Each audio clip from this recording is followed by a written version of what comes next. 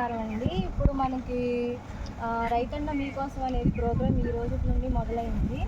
ఈ రైతన్న మీకోసంలో భాగంగా మనకి మా 5 పంచసూత్రాలు ఇవ్వడం జరిగింది. 5 పంచసూత్రాలతో పాటుగా ఎల్‌నినో ఎఫెక్ట్, ఇప్పుడు ఎల్‌నినో ఎఫెక్ట్ గురించి దాని గురించి మీకు పూర్తిగా అది అవగాహన కల్పించమన్నారు. అలాగే ప్రకృతి వ్యవసాయం గురించి ఎల్ షేప్ బండ్స్, ప్రకృతి పిఎండిఎస్ కిట్స్ విత్తనాలు అనేది మీకు ఇవ్వడం జరుగుతుంది. ఆ పొలంలో మనకి మెయిన్ ఏంటంటే ఓన్లీ వన్ క్రాప్ వేయకుండా పంట మార్పిడి చేయడం. అంటే రకరకాల ప్రకృతి వ్యవసాయం ద్వారా ఇచ్చే విత్తనాలని పంట మార్పిడి ద్వారా వేయడం జరుగుతుంది. ముందైతే ఈ పంచసూత్రాలు మీకు చెప్తాను. ఫస్ట్ వన్ వచ్చండి ప్రపంచ ఉద్యాన హబ్ అండి. మనకి ప్రపంచంలో ప్రపంచ ఉద్యాన హబ్గా రాయలసీమ ప్రకాశం మార్కాపురం జిల్లా తీర్చిదిద్దే లక్ష్యంగా పెట్టుకున్నాము. ఇప్పుడు హార్టికల్చర్ ఇంటిగ్రేటెడ్ పథకం కింద 14,906 కోట్లతో ఈ జిల్లాలో ప్రస్తుతం ఉన్న ఉద్యాన పంటల విస్తీర్ణం 8 లక్షల మందికి నుంచి 14 లక్షల హెక్టార్లకి రాబోయే 3 సంవత్సరాల్లో 2 లక్షల చెట్లు పెంచనున్నారు. ఇప్పుడున్న ఉద్యాన పంటల విస్తీర్ణాన్ని 221 లక్షల మెట్రిక్ టన్నుల నుంచి 425 లక్షల మెట్రిక్ టన్నుల వరకు పెంచడం వల్ల రైతుల ఆదాయాన్ని గణనీయంగా పెంచే లక్ష్యంగా పెట్టుకున్నాము. ఇది ఫస్ట్ వన్ ఉద్యాన హబ్ల గురించి చెప్పడం జరిగింది.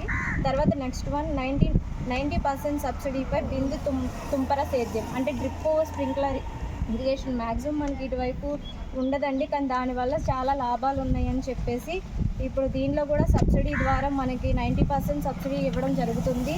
ఇంట్రెస్ట్ ఉన్న రైతులు మనకి చెప్తే అవి కూడా బిందు సేద్యం స్ప్రింక్లర్ ఇరిగేషన్ పెట్టించడం జరుగుతుంది. వరి పొలాలకే కానీ మినుము పంటలకే కానీ మీరు ఇంకా రకరకాల క్రాప్స్ వేయాలనుకున్న ఇంట్రెస్ట్ ఉన్న రైతులు ముందుకొస్తే ఇవి పెట్టడం జరుగుతుంది.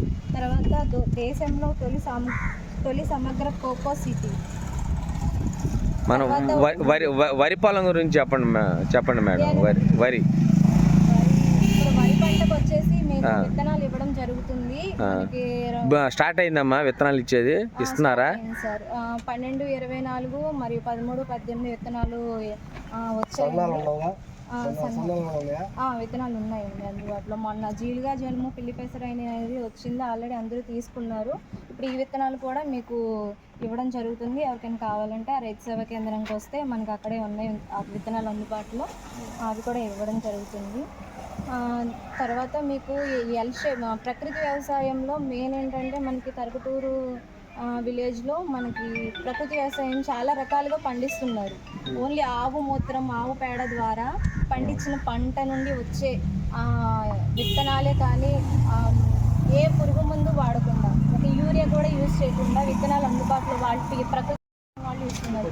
మెయిన్ ఏంటంటే ప్రకృతి వ్యవసాయం చేయించమని గవర్నమెంట్ దాని గురించి ఆలోచిస్తుందండి చాలా. ఎందుకంటే ఈ పురుగు మందుల వాడకం ఎక్కువైపోయిందని చెప్పి ఆ ఎల్ షేప్ బండిల్ అనేది ఒక ప్రాసెస్. మీకు ఇంట్రెస్ట్ ఉన్న రైతులు వస్తే నేను మీకు వివరంగా చెప్తాను. అది ఎల్ షేప్ ఎలా చేయాలి అంటే దాంట్లో మనకి ఒక మొక్క అరటి, ఒక రోలో వచ్చేసి అరటి, దాని తర్వాత మొక్కజొన్న, దాని తర్వాత మినుము, తర్వాత ఇంకా రకరకాల మల్లె పువ్వు అని అన్ని రకాల మొక్కలు